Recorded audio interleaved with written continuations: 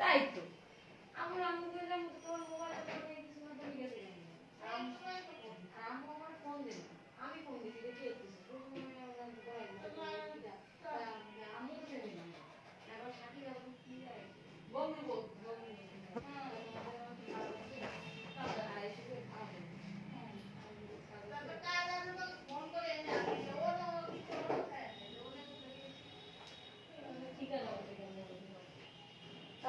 আম্মু চাটা খাওয়াই পরে আমি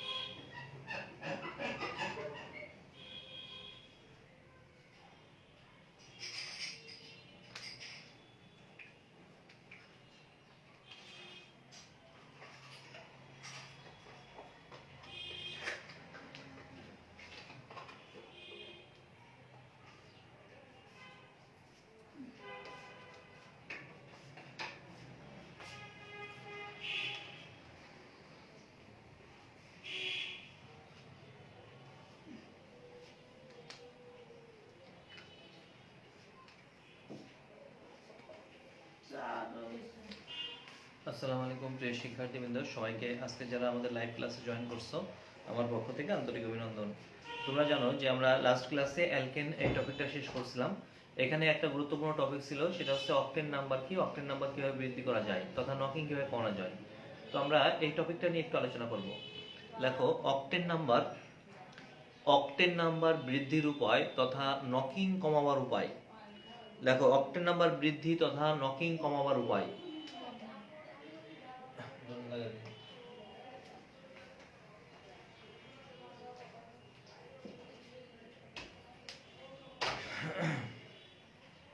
হয়েছে লেখা?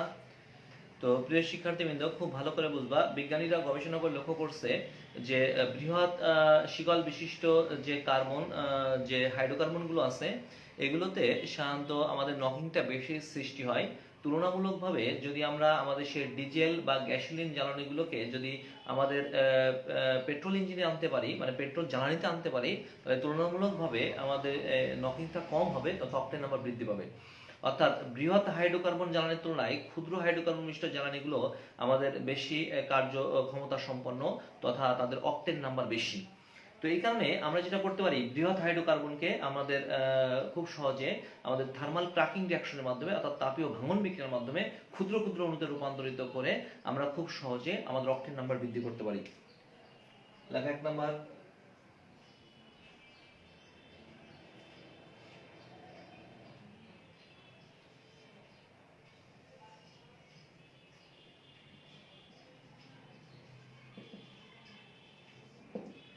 দেখো, প্রথমটার নাম লিখছি আমরা থার্মাল ক্র্যাকিং বা তাপ ভাঙন, মনে থাকবে? থার্মাল ক্র্যাকিং বা তাপীয় ভাঙন।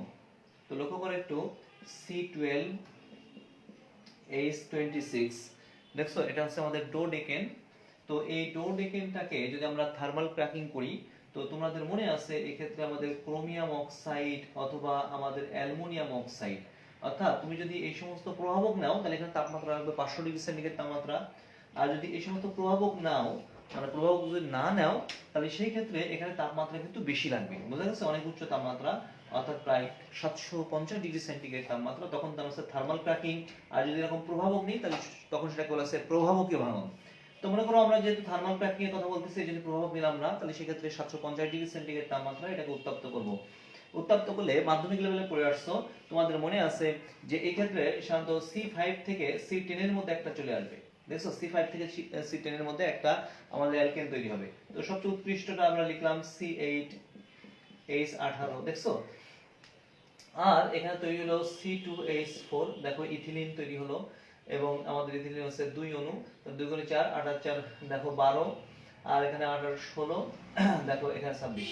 অথবা যদি এটা তৈরি না করো তাহলে সেই ক্ষেত্রে তুমি এটা তৈরি করতে পারো C4H8, দেখছো C4H8 তৈরি করতে পারো।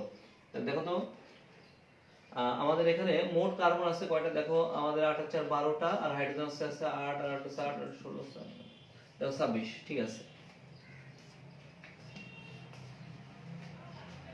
তো প্রিয় শিক্ষার্থীবৃন্দ, তো আমরা দেখো আমাদের এই যে হাইড্রোকার্বনটা লিখছি নাম হচ্ছে ডোডেকেন। এই ডোডেকেনটা যদি আমরা পেট্রোল ইঞ্জিনে ব্যবহার করি তাহলে বেশি পরিমাণে নকিং সৃষ্টি হয়, কিন্তু এটাকে যদি আমরা থার্মাল ক্র্যাকিং অথবা ক্যাটালাইটিং ক্র্যাকিং করি অর্থাৎ প্রবাহকে ভাঙন করি, তাহলে আমাদের যে ক্ষুদ্র হাইড্রোকার্বন তৈরি হয়েছে দেখো এই যে অকটেন, এটার জ্বালানি দক্ষতা এটা হচ্ছে বেশি। তো এইভাবে থার্মাল ক্র্যাকিং এর মাধ্যমে আমরা কিন্তু আমাদের অকটেন নাম্বার বৃদ্ধি করতে পারি আমাদের হাইড্রোকার্বন জ্বালানির।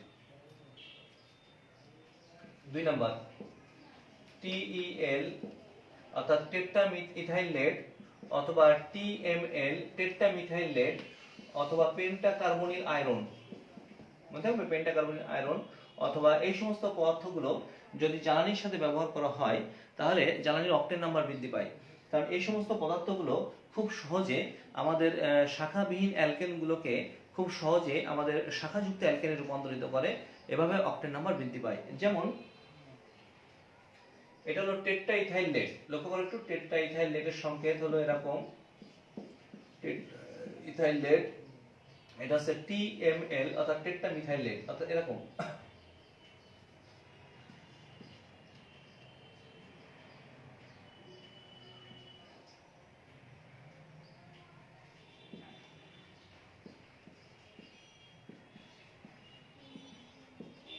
দেখো এটা হলো টেট্রামিথাইল লেড, দেখছো, এটা যদি ব্যবহার করি আর এখানে যদি আমরা N-হেপ্টেন নিই, N-হেপ্টেন নিই, তাহলে N-হেপ্টেন এর মধ্যে যখন টেট্রামিথাইল লেড অথবা টেট্রাইথাইল লেড নেব তখন দেখো আমাদের এই যে এই যৌগটা এর সাথে শাখা তৈরি করবে, ফলে এখানে শাখাযুক্ত অ্যালকেন তৈরি হবে, শাখাযুক্ত জ্বালানি তৈরি হবে, জ্বালানি।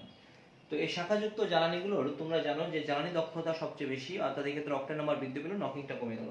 এইভাবে আমরা আমাদের গ্যাসোলিন জ্বালানির সাথে টেট্রাইথাইল লেড, টেট্রামিথাইল লেড বা পেন্টাকার্বনিল আয়রন এগুলো ব্যবহার করলে খুব সহজে শাখাযুক্ত আমাদের অ্যালকেন বা শাখাযুক্ত জ্বালানি তৈরি হবে।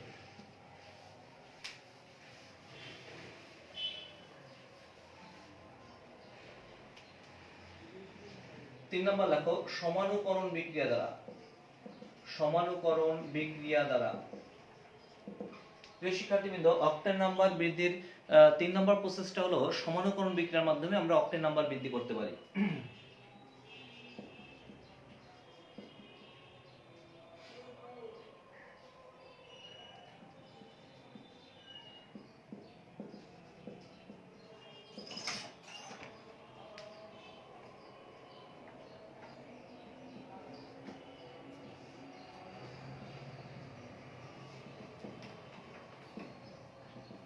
দেখো অনাদ্র অ্যালুমিনিয়াম ক্লোরাইড এবং হাইড্রোক্লোরিক অ্যাসিড উপস্থিতিতে 2 মিথাইল পেন্টানকে 300 ডিগ্রি সেন্টিগ্রেড তাপমাত্রায় উত্তপ্ত করলাম। এই ক্ষেত্রে শাখাবিহীন অ্যালকেনগুলো শাখাযুক্ত অ্যালকেনে এবং কম শাখাযুক্ত অ্যালকেন বেশি শাখাযুক্ত অ্যালকেনে রূপান্তরিত হতে পারে। এই হাইড্রোজেন এখানে, তখন এই মিথাইলগুলো এখানে যুক্ত হবে।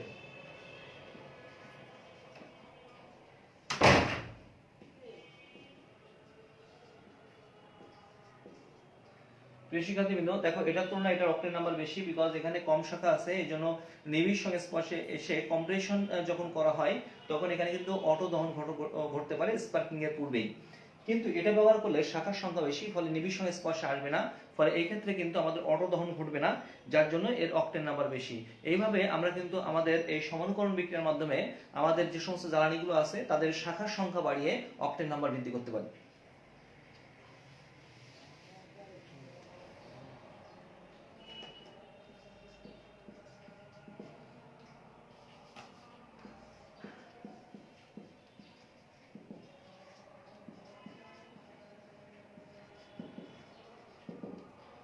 শিক্ষার্থীবৃন্দ, পরবর্তীতে দেখো রিফার্মিং বিক্রিয়ার মাধ্যমে আমরা রিফর্মিং বিক্রিয়ার মাধ্যমে আমরা আমাদের এরকম ভাবে অ্যালিফেটিক যে জ্বালানিগুলো আছে তাদের থেকে অ্যারোমেটিক জ্বালানি রূপান্তরিত করে, অর্থাৎ অ্যারোমেটিক হাইড্রোকার্বনে রূপান্তরিত করে অ্যালিফেটিক যৌগগুলোকে সাইক্লিক কম্পাউন্ডে রূপান্তরিত করলে আমাদের তোমরা জানো যে আমাদের অক্টেন নাম্বার বৃদ্ধি পাবে। বিকজ সাইক্লিক কম্পাউন্ডগুলো দেখতে সাধারণত সাইক্লিক চক্রাকার, বর্তুলাকার টাইপের বা চক্রাকার টাইপের ষড়ভুজের মতো, ফলে এরা কিন্তু নিবিড় সংস্পর্শে আসতে পারে না, যার জন্য এখানে কিন্তু খুব সহজে আমাদের অক্টেন নাম্বার বৃদ্ধি পাবে।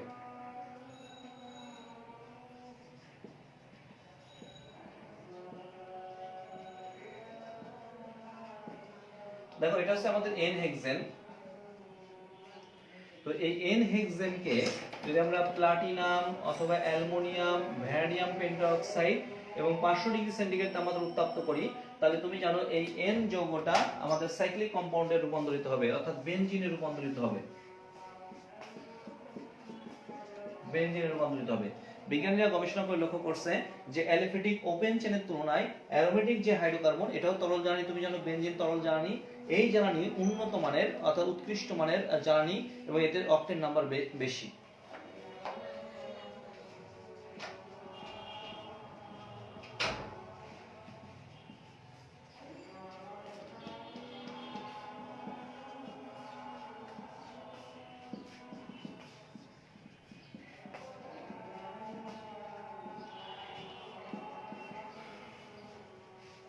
দেখো এগুলো আমরা আগেও পড়িয়েছি আমাদের বেনজিন তৈরি করার সময়, মনে আছে? এটা হলো এন হেক্সেন, এটা হচ্ছে NF10 open chain aliphatic hydrocarbon. এটাকে আমরা যদি আমাদের সেই প্রভাবকীয় আমরা যদি উত্তপ্ত করি, এখানে সাইক্লিক কম্পাউন্ড তৈরি হলো। দেখো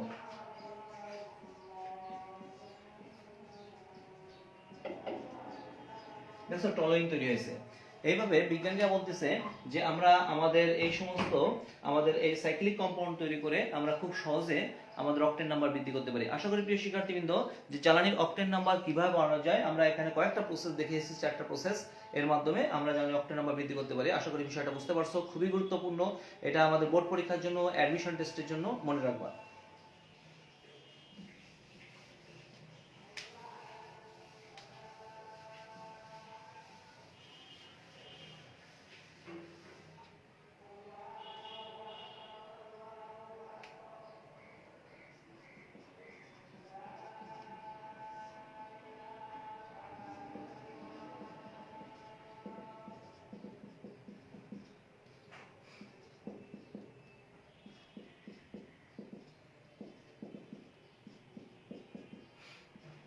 প্রিয় শিক্ষার্থীবৃন্দ, দেখো আমাদের পরবর্তী সমগোত্রীয় শ্রেণী বা হোমোলোগাস সিরিজ, যা খুবই গুরুত্বপূর্ণ, নাম হচ্ছে অ্যালকিন। এর জেনারেল ফর্মুলা হচ্ছে CnH2n, মানে সাধারণ সংকেত। এখানে n = 2 3 4, n = 2 হলে তুমি জানো এই অ্যালকিনটা পাওয়া যাবে। এটা হলো অ্যালকিন সমগোত্রীয় শ্রেণীর সবচেয়ে ক্ষুদ্রতম সদস্য। এই যৌগটার নাম তোমরা পড়ে আসছো ইথিন। ইথিন, এখানে হচ্ছে প্রোপিন। এইভাবে আমাদের n এর মান বাড়ানোর সঙ্গে সঙ্গে আমাদের এই সমগোত্রীয় শ্রেণী কার্বনের সংখ্যা বৃদ্ধি পাবে। তো যাই হোক প্রিয় শিক্ষার্থীবৃন্দ, এই যে অ্যালকিন সমগোত্রীয় শ্রেণী, এদেরকে সাধারণত আমাদের জানি অলিফিনও বলা হয়, বুঝতে হবে? অলিফিনও বলা হয়। এই অ্যালকিনকে অলিফিনস অলিফিনস বলা হয়। এই অলিফিনস গ্রিক শব্দ থেকে আসছে, গ্রিক শব্দ অলিফার, অলিফার থেকে আসছে। এই অলিফার মানে হচ্ছে তৈল সদৃশ্য। এই অলিফার মানে হচ্ছে তৈল সদৃশ্য, মনে থাকবে? তৈল সদৃশ্য। তো অ্যালকিনের অপর নাম হচ্ছে অলিফিনস। অলিফিনস কথা আসছে গ্রিক শব্দ অলিফার থেকে, অলিফার মানে হচ্ছে তৈল সদৃশ্য। তো এখানে কেন তৈল সদৃশ্য বলা হয় একটু লক্ষ্য করো। এই হচ্ছে আমাদের অ্যালকিনের সবচেয়ে ক্ষুদ্রতম সদস্য। এর মধ্যে যদি ক্লোরিন চালনা করা হয়, তাহলে CH2CH2, এখানে একটা ক্লোরিন, এখানে একটা ক্লোরিন। তো এই যে যৌগটা, অর্থাৎ অ্যালকিনের সবচেয়ে ক্ষুদ্রতম সদস্য ইথিলিন, তার মধ্যে যদি ক্লোরিন চালনা করা হয়, তাহলে যে ডাইহ্যালাইড যৌগগুলো তৈরি হয়, যে ভিস ডাইহ্যালাইড যৌগ বা সন্নিহিত ডাইহ্যালাইড যৌগগুলো তৈরি হয়, এই ডাইহ্যালাইড যৌগগুলো তৈল সদৃশ্য। তৈল সদৃশ্য, মনে থাকবে? তৈল সদৃশ্য, এটা খেয়াল করো। তাহলে অ্যালকিনের আমাদের ক্ষুদ্রতম সদস্য, এর মধ্যে যদি ক্লোরিন চালনা করা হয়, তাহলে তৈল সদৃশ্য যৌগগুলো পাওয়া যায়। তো তৈল সদৃশ্য যৌগগুলো পাওয়া যাওয়ার কারণে এদেরকে প্রাথমিক অবস্থায় গ্রিক ভাষায় এদেরকে অলিফিন বলা হয়, কারণ অলিফিন কথাটা আসছে গ্রিক অলিফার থেকে, অলিফার মানে হচ্ছে তৈল সদৃশ্য। আশা করি বুঝতে পারছো যে অ্যালকিনকে কেন অলিফিন বলা হয়।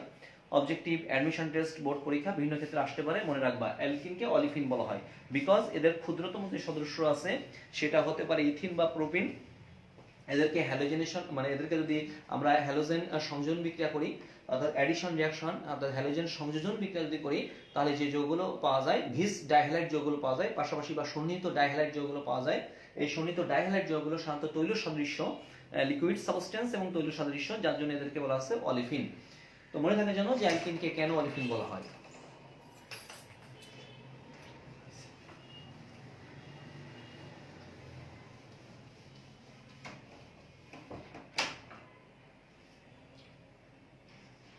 লেখো অ্যালকিন প্রস্তুতি।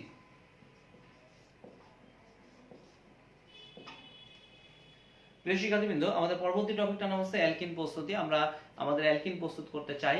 তো যখনই আমাদের অ্যালকিন প্রস্তুত করতে আসবে তখন মাথার মধ্যে চিন্তা করতে হবে যে কি কি এ থেকে অ্যালকিন তৈরি করা যায়। মাধ্যমিক লেভেলে কিন্তু আমরা অনেকগুলো করে আসছি, সেগুলোও এখানে আছে, তো আমরা এক এক করে ব্যাখ্যা করতেছি। তো অ্যালকিন কি কি থেকে তৈরি করা যায়? প্রথমে হচ্ছে অ্যালকাইল হ্যালাইড থেকে পাওয়া যায়।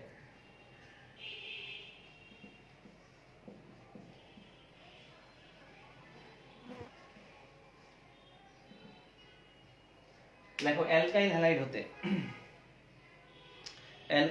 হতে দেখো H6 অপসারণ দ্বারা, দেখো অ্যালকাইল হ্যালাইড থেকে H6 অপসারণ দ্বারা অর্থাৎ অ্যালকাইল হ্যালাইড থেকে হাইড্রোজেন হ্যালাইডের অপসারণ বিক্রিয়ার মাধ্যমে আমরা অ্যালকিন তৈরি করতে পারি। তো যখনই এগুলো আসবে তখনই মাথার মধ্যে রাখতে হবে যে কি কি থেকে আমরা অ্যালকিন তৈরি করতে পারি। মনে থাকে যেন অ্যালকাইল হ্যালাইড থেকে হাইড্রোজেন হ্যালাইডের অপসারণ বিক্রিয়ার মাধ্যমে আমরা অ্যালকিন তৈরি করব। তো সুন্দর করে একটু লেখো। অ্যালকাইল হ্যালাইডকে অ্যালকোহলীয় কস্টিক সোডা, এই যেরকম সোডিয়াম হাইড্রোক্সাইড অথবা কস্টিক পটাশ সহযোগে উত্তপ্ত করলে, অ্যালকাইল হ্যালাইডকে অ্যালকোহলীয় কস্টিক সোডা বা কস্টিক পটাশ সহযোগে উত্তপ্ত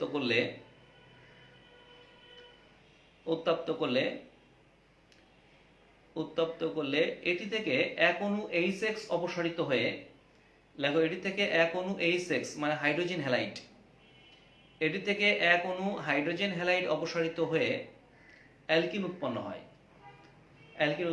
প্রিয় শিক্ষার্থীবৃন্দ, 2-3 ক্লাস আগেই আমরা আলোচনা করছিলাম যে অ্যালকাইল হ্যালাইডের সাথে যদি তুমি জলীয় সোডিয়াম হাইড্রোক্সাইডের বিক্রিয়া করো তাহলে তুমি জানো, বা জলীয় ক্ষারের বিক্রিয়া করো তাহলে তুমি জানো সাবস্টিটিউশন রিঅ্যাকশন হবে, এবং এটা হলো নিউক্লিওফিলিক সাবস্টিটিউশন রিঅ্যাকশন, নিউক্লিওফিলিক প্রতিস্থাপন বিক্রিয়া আমরা পড়িয়েছি। আর যদি অ্যালকোহলীয় ক্ষারের বিক্রিয়া করো তাহলে তুমি জানো এক্ষেত্রে আমাদের এলিমিনেশন রিঅ্যাকশন মানে অপসারণ বিক্রিয়া হবে। আজকে সেই অপসারণ বিক্রিয়াটা দেখাচ্ছি। হয়েছে লেখা? তো লক্ষ্য করে একটু আমরা একটা সাধারণ সমীকরণ দেখাচ্ছি। দেখো আর CH2CH2X, দেখছো এটা হচ্ছে আমাদের সেই অ্যালকাইল হ্যালাইড, একটু বৃহৎ কার্বন শিকল বিশিষ্ট অ্যালকাইল হ্যালাইড নিয়েছি। তো এর মধ্যে আমরা অ্যালকোহলীয় সোডিয়াম হাইড্রোক্সাইড, দেখো অ্যালকোহলীয়, দেখছো এখানে সলভেন্ট বা দ্রাবক হচ্ছে অ্যালকোহল। তো এই অ্যালকোহল দ্রাবকে সোডিয়াম হাইড্রোক্সাইড কিন্তু আয়নিত হবে না, মানে সোডিয়াম হাইড্রোক্সাইড কিন্তু আয়ন সৃষ্টি করবে না, বরং এই অ্যালকোহলটা তীব্র বা শক্তিশালী আমাদের এখানে ক্ষারের মতো আচরণ করবে। তো একটু খেয়াল করো, তো এই দ্রাবকের মধ্যে অ্যালকাইল হ্যালাইড নিয়ে সোডিয়াম হাইড্রোক্সাইড যোগ করছে, কি ঘটনা ঘটবে? তো আমরা বলছি যে এই Rx থেকে এক অণু H6 বের হয়ে আসবে। তো এটা বোঝার জন্য এই কার্যকারীমূলক যে কার্বনে যুক্ত থাকে তার নাম হচ্ছে আলফা কার্বন আর পাশেরটা হচ্ছে বিটা কার্বন। আমরা তোমাদের লিখে দিয়েছি যদি অ্যালকোহলীয় ক্ষার থাকে তাহলে তোমরা জানো যে আলফা কার্বন থেকে হ্যালোজেন যাবে আর বিটা কার্বন থেকে একটা H আকারে বের হবে। তো প্রিয় শিক্ষার্থীবৃন্দ, বিষয়টা বোঝার জন্য দেখো এটাকে আমরা একটু এইভাবে দেখালাম। তো দেখো এটা হলো আলফা কার্বন, এই আলফা কার্বন থেকে হ্যালোজেন ইলেকট্রন সহ বের আসবে X মাইনাস আকারে, দেখছো হ্যালাইড আয়ন রূপে বের আসলো। তখন এই কার্বনটা পজিটিভ চার্জ, এই পজিটিভ চার্জ প্রশমিত করার জন্য এই সিগমা ইলেকট্রন জোড় এখানে চলে আসবে, তখন হাইড্রোজেন প্লাস আকারে বের হয়ে আসবে, H প্লাস আকারে বের হয়ে আসবে। তো একটু খেয়াল করো, তাহলে এই বন্ধনটা যদি এখানে যুক্ত হয় তাহলে এখানে R বন্ড CH, এখানে একটা সিগমা বন্ধন ছিল, এই বন্ধনটা এখানে যুক্ত হলো, তাহলে দেখো পাই বন্ধন তৈরি হলো। এটা হলো আমাদের সেই অ্যালকিন। আর এখান থেকে বের হয়ে আসছে H6, যেটা একটা অ্যাসিড। একই পাত্রের মধ্যে তুমি জানো অ্যাসিড এবং ক্ষার থাকতে পারে না, নিউট্রালাইজেশন রিঅ্যাকশন হয়, প্রশমন বিক্রিয়া হয়। এই ক্ষারের সাথে যে H6 অণু বের হয়ে আসছে তার বিক্রিয়ায় উৎপন্ন হবে সোডিয়াম হ্যালাইড এবং হচ্ছে পানি। তো প্রিয় শিক্ষার্থীবৃন্দ, আশা করি বিষয়টা বুঝতে পারছো। এই হলো সেই আরএক্স বা অ্যালকাইল হ্যালাইড, তার মধ্যে অ্যালকোহলীয় কস্টিক সোডা বিক্রিয়ায় এখান থেকে এক অণু H6 অপসারিত হয়েছে, পরবর্তীতে তা ক্ষারের সাথে বিক্রিয়া করে সল্ট এবং পানি তৈরি করছে, এবং এখান থেকে কিন্তু আমরা সেই অসম্পৃক্ত যৌগ তথা অ্যালকিন পেলাম। তো তোমরা যদি এই মেকানিজমটা মনে রাখতে পারো, এটা হচ্ছে জেনারেল ইকুয়েশন। এই ইকুয়েশন বা এই ফর্মুলা বা এই সাধারণ সংকেতটা যদি মনে রাখতে পারো, তাহলে আমরা খুব সহজে কিন্তু এখান থেকে অসংখ্য অ্যালকিন তৈরি করতে পারবো। তো মনে করো আমরা উদাহরণ লিখি, তাহলে বুঝতে সহজ হবে। 1 নাম্বার লেখো আয়োডোপ্রোপেন থেকে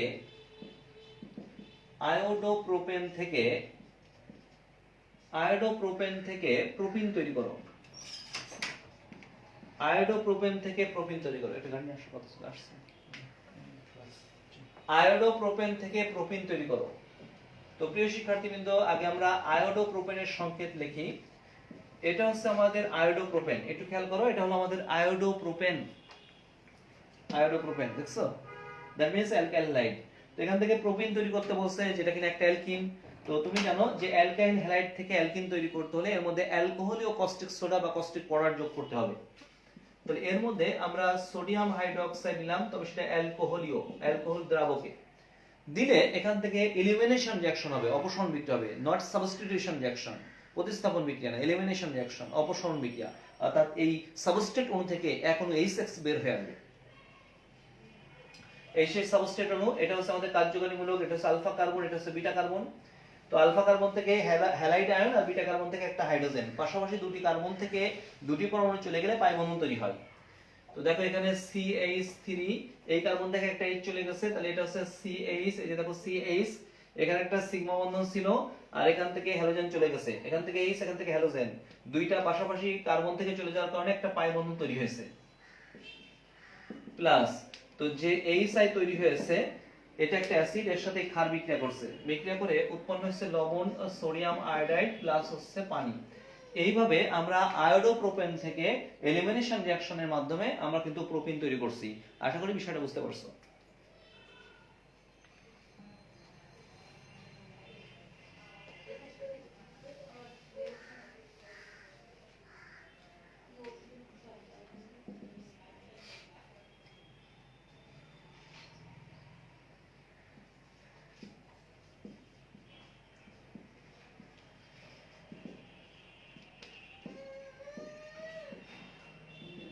শিক্ষার্থীবৃন্দ, পরেরটা হচ্ছে ইথাইল ক্লোরাইড বা ক্লোরোইথেন থেকে ইথিন তৈরি করো। একই রকম, দেখো ইথাইল ক্লোরাইড,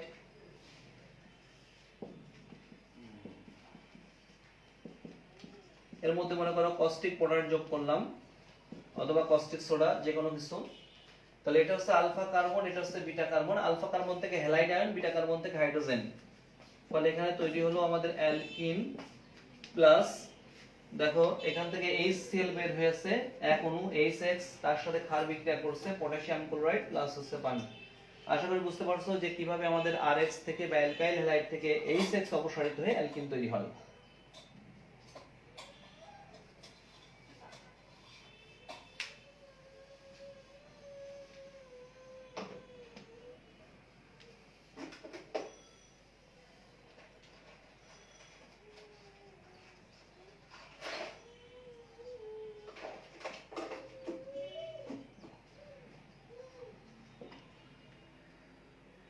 দেখো আমরা অ্যালকোহল থেকেও কিন্তু অ্যালকিন তৈরি করতে পারবো। তো এই অ্যালকোহল থেকে অ্যালকোহলের নির্দন বিক্রিয়ার মাধ্যমে আমরা অ্যালকিন তৈরি করি, অ্যালকোহলের নির্দন বিক্রিয়ার মাধ্যমে। হয়েছে লেখা? লেখো অ্যালকোহলের মধ্যে তীব্র নিরোধক, যেমন গাঢ় সালফিউরিক অ্যাসিড, অ্যালকোহলের মধ্যে তীব্র নিরোধক যেমন গাঢ় সালফিউরিক অ্যাসিড, অথবা অ্যালুমিনিয়াম অক্সাইড বা থোরিয়াম অক্সাইড সহযোগে উত্তপ্ত করলে নিরোধন বিক্রিয়ার মাধ্যমে এক অণু পানি অপসারিত হয়ে অ্যালকিন উৎপন্ন হয়। নিরুদন বিক্রিয়ার মাধ্যমে এক অণু পানি অপসারিত হয়ে অ্যালকিন উৎপন্ন হয়। তো প্রিয় শিক্ষার্থীবৃন্দ, বিষয়টা একটু লক্ষ্য করো।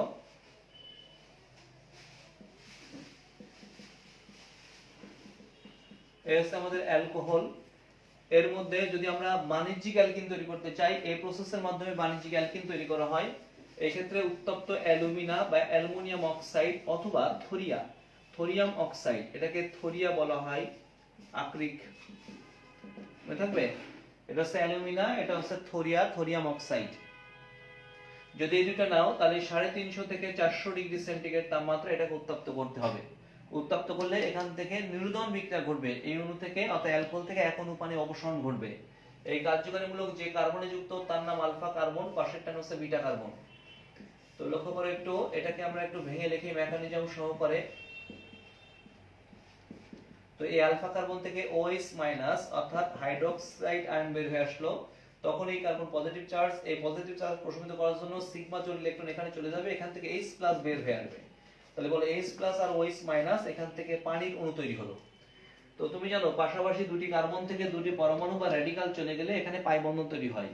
তো এই জন্য এই সিগমা বন্ধনটা এখানে পাই বন্ধন আকারে যুক্ত হলো। তাহলে আর বন্ড, এই কার্বনে দেখো CH আছে, মাঝখানে সিগমা বন্ধন, এই কার্বনে OH ছিল, OH চলে গেছে, আর এই বন্ধন এখানে যুক্ত হয়েছে, দেখছো অ্যালকিন। তাহলে আলফা কার্বন থেকে OH, বিটা কার্বন থেকে একটা হাইড্রোজেন, ফলে অ্যালকিন তৈরি হলো, প্লাস হচ্ছে পানি। এটা হলো বাণিজ্যিকভাবে অ্যালকিন তৈরি করার পদ্ধতি।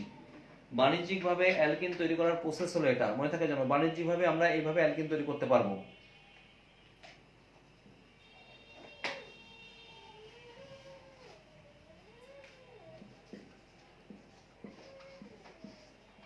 মনে করো প্রোপানল অন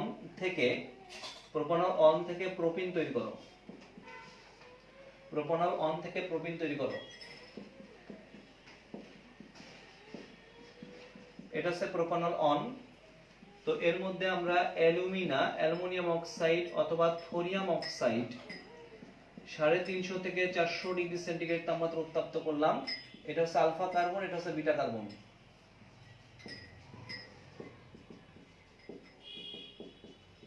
দেখো প্রোপিন তৈরি হয়েছে। এইভাবে আমরা কিন্তু আমাদের এই নিরুদন বিক্রিয়ার মাধ্যমে আমরা কিন্তু খুব সহজে বাণিজ্যিকভাবে অ্যালকিন তৈরি করতে পারি।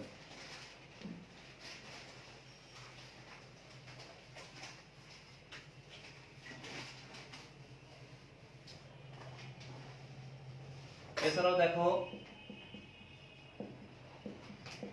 এটা হচ্ছে ল্যাবরেটরি মেথড। ল্যাবরেটরিতে আমরা যদি অ্যালকিন তৈরি করতে চাই, তাহলে আমরা অ্যালকোহল, তার সাথে দ্বিগুণ পরিমাণ সালফিউরিক অ্যাসিড নিতে হবে, দ্বিগুণ পরিমাণ সালফিউরিক অ্যাসিড, গাঢ় সালফিউরিক অ্যাসিড, কনসেন্ট্রেটেড গাঢ় সালফিউরিক অ্যাসিড নেব, মনে থাকবে। এই দ্বিগুণ পরিমাণ সালফিউরিক অ্যাসিড নিয়ে এখানে 165 থেকে 170 ডিগ্রি সেন্টিগ্রেড তাপমাত্রা উত্তপ্ত করব। তো এই গাঢ় সালফিউরিক অ্যাসিড নিরোধক, এই নিরোধকের কাজ হচ্ছে এখান থেকে পানি শোষণ করা। তুমি জানো গাঢ় সালফিউরিক অ্যাসিড পানি শোষণ করতে পারে। এই আলফা কার্বন, এটা হচ্ছে বিটা কার্বন, আলফা কার্বন থেকে OH মাইনাস আর বিটা কার্বন থেকে H প্লাস। তোমরা জানো যে সমস্ত পদার্থ কোনো যৌগ থেকে H প্লাস এবং OH মাইনাস বিশিষ্ট অর্থাৎ পানি অনুসরণ করতে পারে তাকে নিরোধক বলা হয়। নিরোধকের এই কাজটাকে নিরোধন ক্রিয়া বলা হয়। তার মানে অ্যালকোহলের মধ্যে গাঢ় সালফিউরিক অ্যাসিড নিয়ে উত্তপ্ত করলে গাঢ় সালফিউরিক অ্যাসিডের পরিমাণটা যদি বেশি থাকে তাহলে কিন্তু এখানে অ্যালকিন তৈরি হবে। বাট গাঢ় সালফিউরিক অ্যাসিড যদি কম নেই তাহলে কিন্তু এক্ষেত্রে ইথার তৈরি হবে। এই মেকানিজম বুঝতে হবে। তো দেখো বিটা কার্বন থেকে H চলে গেছে একটা, তাহলে আর বন্ড CH, মাঝখানে সিগমা বন্ধন, আর আলফা কার্বন থেকে OH চলে গেছে, ফলে একটা পাই বন্ধন তৈরি হয়েছে। এখানে তৈরি হচ্ছে পানি ইনটু সালফিউরিক অ্যাসিড, বা শুধু পানি লিখলে হয়। এইভাবে প্রিয় শিক্ষার্থীবৃন্দ, আমরা নিরোধন বিক্রিয়ার মাধ্যমে অ্যালকোহল থেকে আমরা অ্যালকিন তৈরি করতে পারি। প্রথমটা ছিল হচ্ছে আমাদের ইন্ডাস্ট্রিয়াল মেথড, আর এটা হচ্ছে আমাদের ল্যাবরেটরি মেথড। ল্যাবরেটরিতে কিভাবে অ্যালকিন তৈরি করা হয়।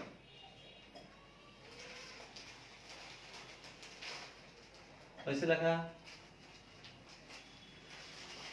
আমরা একটা উদাহরণ দিই। মনে করো ইথানল থেকে ইথিন। তো সেক্ষেত্রে আমরা ইথানল নিলাম, নিয়ে তার মধ্যে গাঢ় সালফিউরিক অ্যাসিড দিলাম, কনসেন্ট্রেটেড সালফিউরিক অ্যাসিড 165 থেকে 170 ডিগ্রি সেন্টিগ্রেড তাপমাত্রা। এটা হচ্ছে আলফা কার্বন, এটা হচ্ছে বিটা কার্বন, ফলে এখানে তৈরি হবে হচ্ছে ইথিন, প্লাস হচ্ছে এক অণু পানি। তো এইভাবে আমরা কিন্তু অ্যালকোহল থেকে অ্যালকিন তৈরি করতে পারি।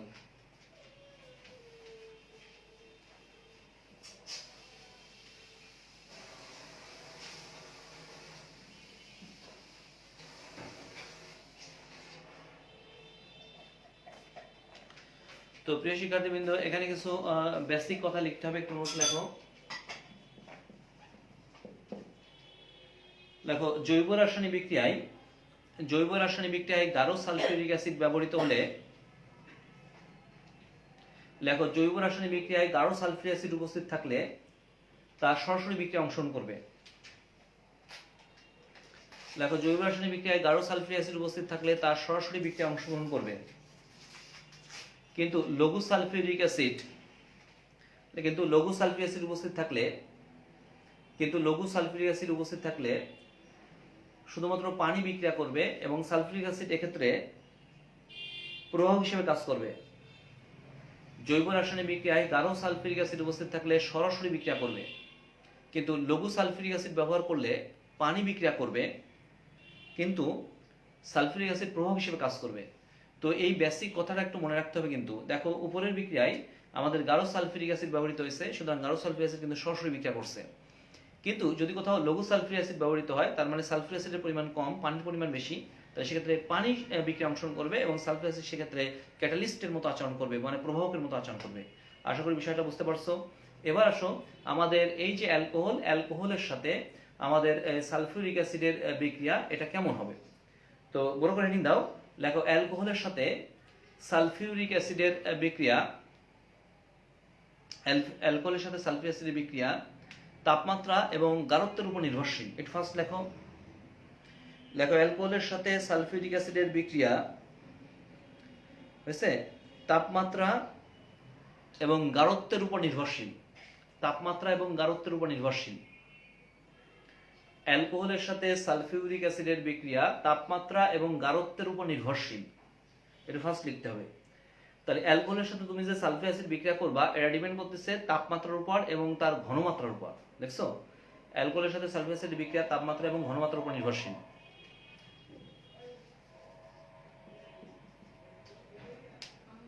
লেখো অ্যালকোহলের সাথে সালফিউরিক অ্যাসিডের বিক্রিয়ায়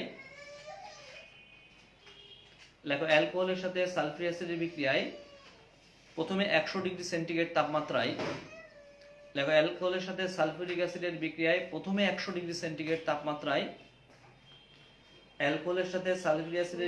প্রথমে 100 ডিগ্রি সেন্টিগ্রেড তাপমাত্রায় অ্যালকাইল হাইড্রোজেন সালফেট উৎপন্ন হয়। তাহলে মনে থাকে জানো, তুমি অ্যালকোহলের মধ্যে যখন গাঢ় সালফিউরিক অ্যাসিড নিবা, তাহলে প্রথমে 100 ডিগ্রি সেন্টিগ্রেড তাপমাত্রায় অ্যালকাইল হাইড্রোজেন সালফেট তৈরি হবে।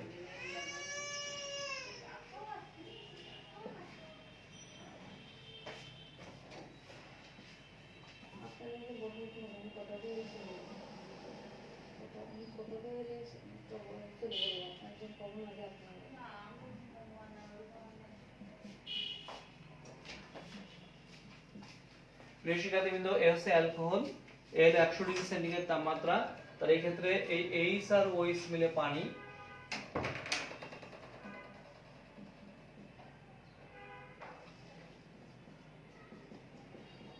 দেখো উৎপন্ন হয়েছে অ্যালকাইল হাইড্রোজেন সালফেট। একটু লেখো অ্যালকাইল হাইড্রোজেন সালফেট।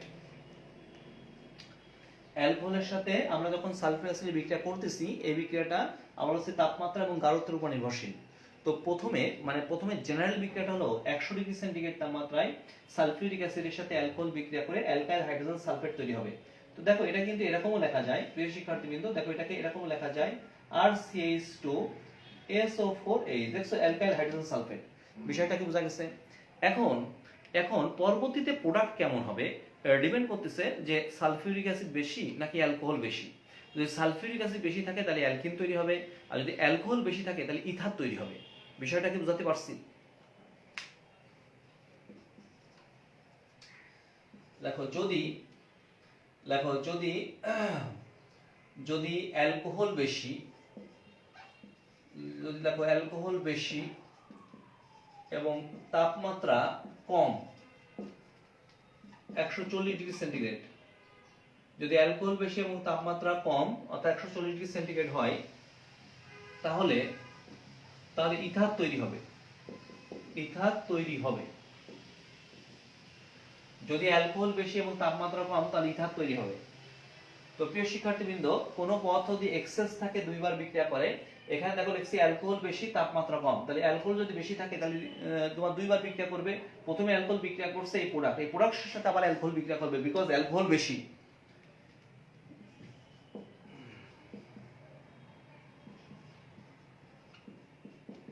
দেখো এই হলো প্রোডাক্ট, তার সাথে আমরা অ্যালকোহল নিয়েছি। তো অ্যালকোহলটা তুমি এই অ্যালকোহলটা নিতে পারো, যেহেতু অ্যালকোহলটা ব্যবহার করছি এই জন্য অ্যালকোহলটা নিলাম।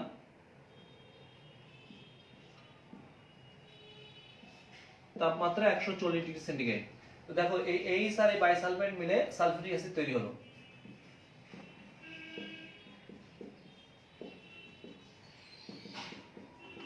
That is ether. দেখো এই যে ইথার, তাহলে মনে থাকে জানো alcohol plus sulphuric acid, alcohol plus sulphuric acid লেখার পর এখানে দেওয়া থাকলো 140 ডিগ্রি সেন্টিগ্রেড তাপমাত্রা, আর এখানে বলা হলো অ্যালকোহল বেশি। তাহলে তুমি প্রথম ধাপে 140 এ যেতে হলে তো আগে 100 বাড়বে। 100 ডিগ্রি সেন্টিগ্রেড তাপমাত্রায় এই রিঅ্যাকশনটা লিখবা, অ্যালকাইল হাইড্রোজেন সালফেট। এবার এটা লেখার পর যেহেতু অ্যালকোহল বেশি, এই জন্য অ্যালকোহলটা আবার নিলাম, নিয়ে এই অ্যালকোহলের সাথে এই অ্যালকাইল হাইড্রোজেন সালফেট বিক্রিয়া করে ইথার তৈরি হলো। আশা করি প্রিয় শিক্ষার্থীবৃন্দ আমরা বোঝাতে পারছি যে আমাদের অ্যালকোহলের সাথে সালফিউরিক অ্যাসিডের বিক্রিয়ায় অ্যালকোহল বেশি থাকলে কি তৈরি হবে।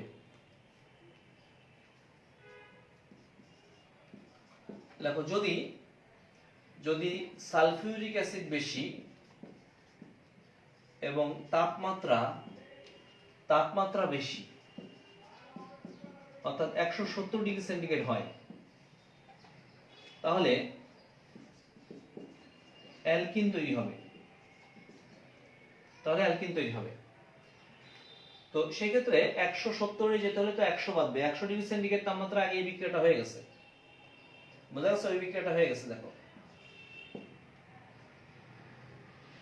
তো প্রিয় শিক্ষার্থীবৃন্দ, দেখো এখানে CH2, তো আমরা আরেকটা কার্বন বেশি নিলে ভালো হতো প্রিয় শিক্ষার্থীবৃন্দ, কারণ এটা আরেকটা কার্বন বেশি নিলে ভালো হতো, তাহলে বোঝাতে সহজ হতো। দেখো আমরা আরেকটা কার্বন বেশি নিলাম, আরেকটা কার্বন বেশি দিয়ে দেখাচ্ছি। দেখো যেহেতু অ্যালকিন তৈরি করব, আমরা আরেকটা কার্বন বেশি নিয়ে, মানে এখানে কার্বনের সঙ্গে একটা কম হয়ে গেছে, আমরা একটা কার্বন বেশি নিয়ে তৈরি করলাম। তাহলে দেখো অ্যালকাইল হাইড্রোজেন সালফেট, তো এর মধ্যে সালফিউরিক অ্যাসিডের পরিমাণ বেশি। তো দেখো সালফিউরিক অ্যাসিডের পরিমাণ যেহেতু বেশি, সেহেতু গাঢ় সালফিউরিক অ্যাসিড H2SO4 কনসেন্ট্রেটেড। প্রথমে 100 ডিগ্রি সেন্টিগ্রেড তাপমাত্রা এটা তৈরি হয়েছে এবং সালফিউরিক অ্যাসিডের পরিমাণ বেশি এবং তাপমাত্রাও বেশি। তাহলে এটা হচ্ছে আলফা কার্বন, এটা হচ্ছে বিটা কার্বন। এই আলফা কার্বন থেকে বাইসালফেট আয়ন, আর এই বিটা কার্বন থেকে একটা H+ আয়ন বের হয়ে আসবে। তাহলে বলো R bond CH bond CH2, পাশাপাশি দুটি কার্বন থেকে দুটি পরমাণু বা রেডিকাল চলে গেলে পাই বন্ধন তৈরি হয়, এই সে পাই বন্ধন প্লাস হচ্ছে সালফিউরিক অ্যাসিড। দেখছো এইভাবে আমরা অ্যালকিন তৈরি করতে পারি। তাহলে অ্যালকোহলের সাথে সালফিউরিক অ্যাসিডের বিক্রিয়ায় ভিন্ন ভিন্ন শর্তে ভিন্ন ভিন্ন প্রোডাক্ট তৈরি হতে পারে। তো ভিন্ন ভিন্ন প্রোডাক্ট কখন তৈরি হবে তার ডিটেইলস ব্যাখ্যা কিন্তু আমরা এখানে দেখিয়েছি। তাহলে মোটমাট কথা আমরা জানলাম যে আমরা অ্যালকোহল থেকে অ্যালকিন তৈরি করতে পারি।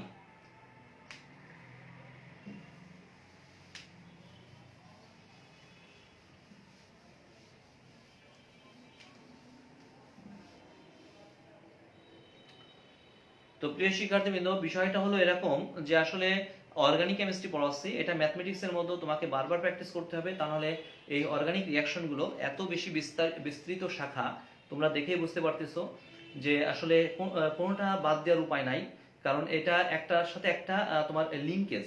তো একটা থেকে একটা বাদ দিলে তুমি পরবর্তীতে দেখবা আমরা পারস্পরিক যে রূপান্তর, একটা থেকে আরেকটা যোগে যাওয়া, এগুলো কিন্তু পারবা না। দেখো আজকে দেখাচ্ছি, কয়েকটা রূপান্তর দেখাচ্ছি, তাহলে বুঝতে পারবা। তো দেখো দুইটা নিয়ম শিখলাম, এবার হচ্ছে 3 নাম্বার। দেখো 3 নাম্বার লেখো ক্র্যাকিং বিক্রিয়া দ্বারা।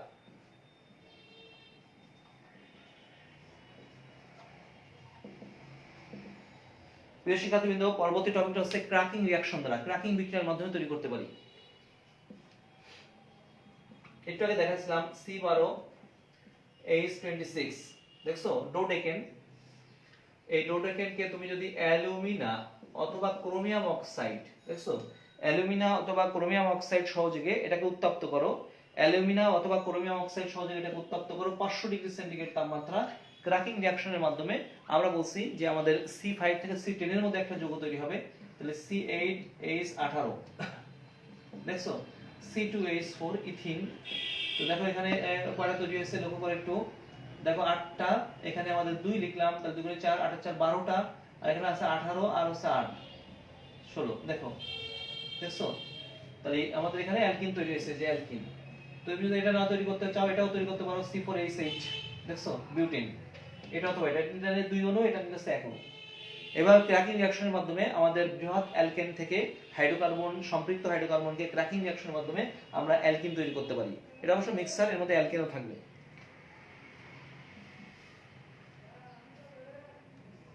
4 নাম্বার দেখো, 4 নাম্বার এটা হলো আমাদের অ্যালকাইন হতে, দেখো অ্যালকাইন হতে, তো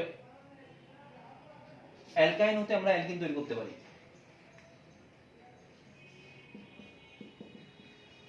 এস অ্যালকাইন, তো এর মধ্যে আমরা হাইড্রোজেন গ্যাস চালু করলাম।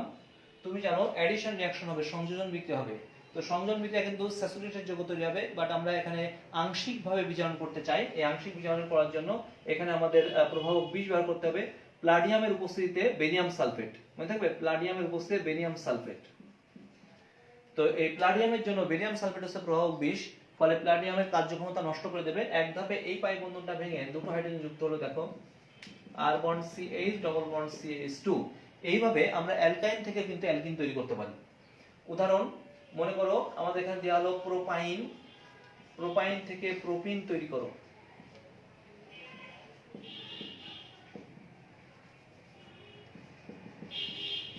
এসে প্রোপাইন, এর মধ্যে প্লাডিয়ামের উপস্থিতিতে বেরিয়াম সালফেট যোগ করলাম। তো দেখো এখান থেকে আমাদের তৈরি হবে প্রোপিন। এভাবে অ্যালকাইন থেকে কিন্তু আমরা অ্যালকিন তৈরি করতে পারি।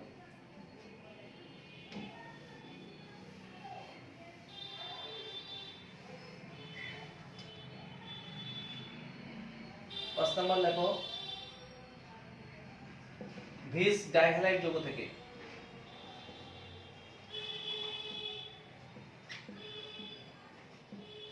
লেখো ভিস ডাইহ্যালাইড যৌগ থেকে, লেখো একই কার্বনে, লেখো একই কার্বনে দুটি হ্যালোজেন পরমাণু যুক্ত থাকলে তখন তাদেরকে জেম, দেখো তাদেরকে জেম, দেখো তখন তাদেরকে জেম ডাইহ্যালাইড, দেখছো তখন তাদেরকে জেম ডাইহ্যালাইড যৌগ বলা হয়। আর পাশাপাশি লেখো, পাশাপাশি বা ভিন্ন দুটি কার্বনে দুটি হ্যালোজেন পরমাণু থাকলে তখন সেটাকে ভিস ডাইহ্যালাইড যৌগ বলা হয়। ভিস বা সন্নিহিত, সন্নিহিত। তাহলে মনে থাকে জানো, একই কার্বনে যদি দুটি হ্যালোজেন পরমাণু থাকে তখন সেটাকে বলা হচ্ছে আমাদের জেম যৌগ। জেম কথা হচ্ছে জেমিনাল থেকে, জেমিনাল মানে হচ্ছে একই। আর যদি পাশাপাশি বা ভিন্ন দুটি কার্বনে হ্যালোজেন পরমাণু যুক্ত থাকে তখন সেটাকে ভিস যৌগ বলা হয়। ভিস কথা হচ্ছে ভিসিনাল থেকে, ভিসিনাল মানে হচ্ছে পাশাপাশি অথবা সন্নিহিত ডাইহ্যালাইড। তো আমরা এখানে লিখছি ভিস ডাইহ্যালাইড যৌগ থেকে আমরা আমাদের অ্যালকিন তৈরি করতে পারবো।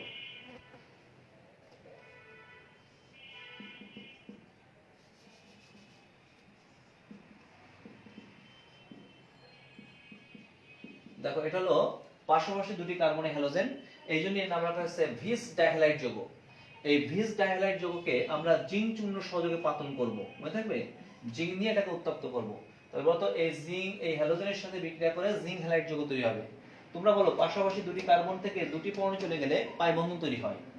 তো লক্ষ্য করো একটু, আর বন্ড CH বন্ড CH2, এই দুটি হ্যালোজেন চলে গেছে, মাঝখানে একটা পাই বন্ধন, প্লাস জিঙ্ক হ্যালাইড। দেখছো এভাবে জিঙ্ক চূর্ণ সহযোগে আমাদের ভিস ডাইহ্যালাইড যৌগগুলোকে উত্তপ্ত করলে আমরা কিন্তু অ্যালকিন তৈরি করতে পারি।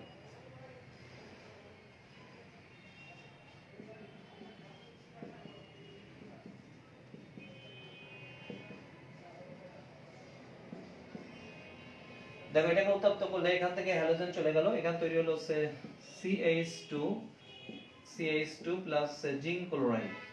দেখছো এভাবে আমরা অন টু ডাইক্লোরোইথেন থেকে ইথিন তৈরি করছি। মনে রাখবা অন টু ডাইক্লোরোইথেন থেকে ইথিন তৈরি হলো। এইভাবে প্রিয় শিক্ষার্থীবৃন্দ আমরা কিন্তু খুব সহজে অ্যালকিন তৈরি করতে পারি। তাহলে যখনই অ্যালকিন তৈরি করতে আসবে কথাটা, তখন একটু মনে রাখবা কি কি থেকে তৈরি করা যায়। অ্যালকাইল হ্যালাইড থেকে, তারপর হচ্ছে অ্যালকোহলের নির্দন দ্বারা ক্র্যাকিং রিঅ্যাকশনের মাধ্যমে অ্যালকাইন থেকে, আর এটা হচ্ছে ভিস ডাইহাইড যৌগ থেকে। আশা করি বিষয়টা বুঝতে পারছো।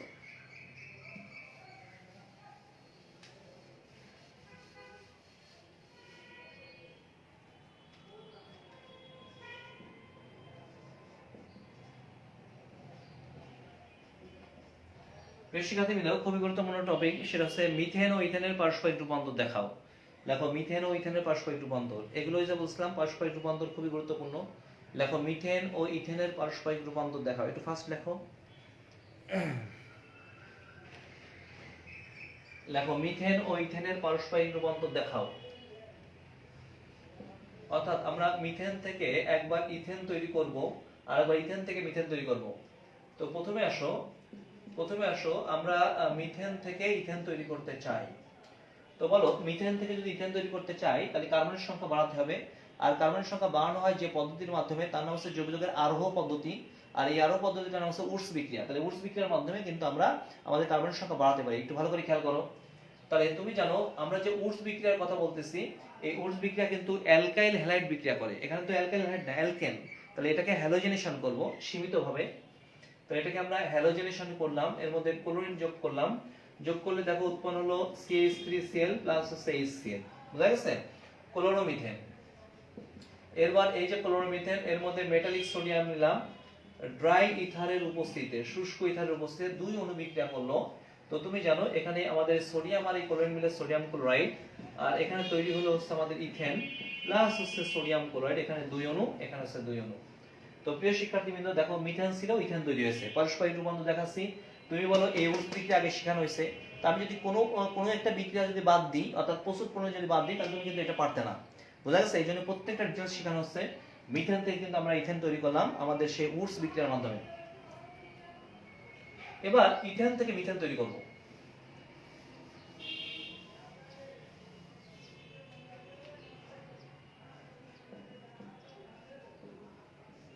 দেখো ইথেন থেকে আমরা মিথেন তৈরি করব। তো বলো ইথেন থেকে যদি মিথেন তৈরি করতে চাই তাহলে কার্বনের সংখ্যা কমাতে হবে। কার্বনের সংখ্যা কমানো হয় যে পদ্ধতির মাধ্যমে, তার নাম হচ্ছে জৈব যৌগের অবরোহ পদ্ধতি। আর এই অবরোহ পদ্ধতির একটা নাম হচ্ছে ডিকার্বক্সিলেশন বিক্রিয়া। ডিকার্বক্সিলেশন বিক্রিয়ায় কিন্তু আমরা কার্বনের সংখ্যা কমাতে পারি।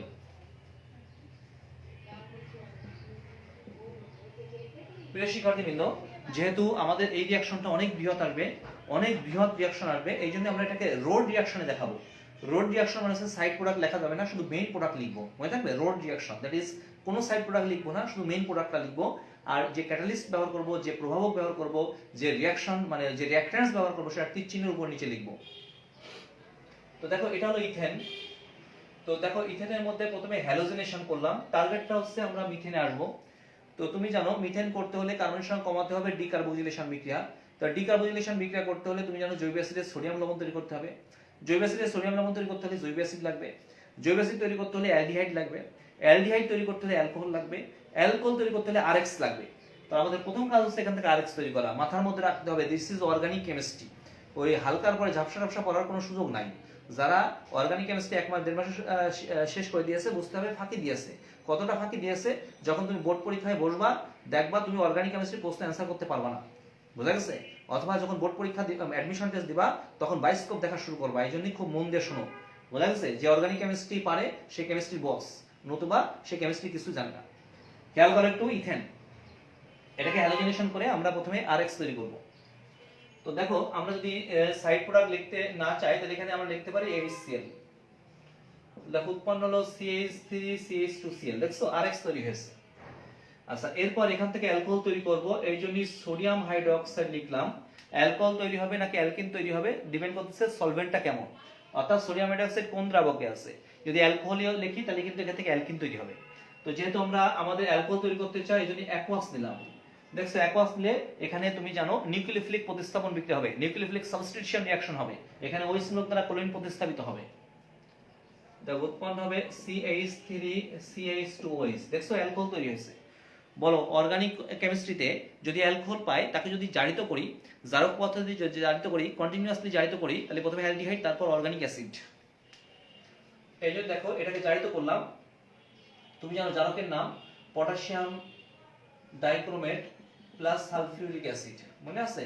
রসায়ন ল্যাবরেটরিতে ব্যবহৃত ক্রোমিক অ্যাসিড মিক্সার এখানে আমাদের জারণ করলাম, জারণ করলে এই অ্যালকোহলিক মূলকটা অ্যালডিহাইডে রূপান্তরিত হবে, CH3CH অ্যালডিহাইড। এটাকে আবার জারিত করব সেই পটাশিয়াম ডাইক্রোমেট এবং সালফিউরিক অ্যাসিডের মিক্সার দ্বারা জাইমানক্সেন। এটা হলো potassium dichromate plus sulphuric acid, chromic acid মিশ্রণ। এই মিশ্রণ পরস্পরের সাথে বিক্রিয়া করে তুমি পটাশিয়াম সালফেট, ক্রোমিয়াম সালফেট এবং জাইমানক্সেন তৈরি হয়। দেখছো, এই জাইমানক্সেন দ্বারা জারিত হয়ে এই অ্যালডিহাইডটা কার্বক্সিলিক মূলকে রূপান্তরিত হবে, CH3CH। দেখছো, জৈব অ্যাসিড। বলো, এই জৈব অ্যাসিডের মধ্যে আমরা সোডিয়াম হাইড্রোক্সাইড যোগ করলাম অ্যাকুয়াস। তুমি জানো প্রশমন বিক্রিয়ার মাধ্যমে এখানে লবণ তৈরি হলো। দেখছো, এরপর এই সেই জৈব অ্যাসিডের সোডিয়াম লবণ এর মধ্যে সোডা লাইম সহযোগ উত্তপ্ত করবে, এই হলো সোডা, এই হলো লাইম, সহযোগ উত্তপ্ত করলাম। অবশেষে কাঙ্ক্ষিত যৌগ দেখো মিথেন পেলাম। দেখছো প্রিয় শিক্ষার্থীবৃন্দ, ধাপে ধাপে যে রিঅ্যাকশনগুলো দেখলাম প্রত্যেকটা রিঅ্যাকশন শেখানো হয়েছে। তো আমি যদি হালকার করে ঝাপসা পড়াতাম, অর্থাৎ সবাই যেভাবে সিরাজের যে দ্রুত শেষ করছে ওইরকম যদি পড়াতাম, তুমি এই প্রশ্ন আসলে জীবনে পারবা না। এই প্রশ্ন বোর্ড পরীক্ষার জন্য, অ্যাডমিশন টেস্টের জন্য, বোর্ড পরীক্ষার জন্য খুব ইম্পর্টেন্ট। দেখছো কিভাবে ইথেন থেকে মিথেন তৈরি করলাম। সিমিলারলি এইভাবে আমাদের প্রোপেন থেকে ইথেন তৈরি হতে পারে, ইথেন থেকে প্রোপেন তৈরি হতে পারে, বা ইথেন থেকে বিউটেন তৈরি হতে পারে। তো যেভাবে আসুক না কেন, আশা করি তোমরা পারবা। কি লেখা হয়েছে?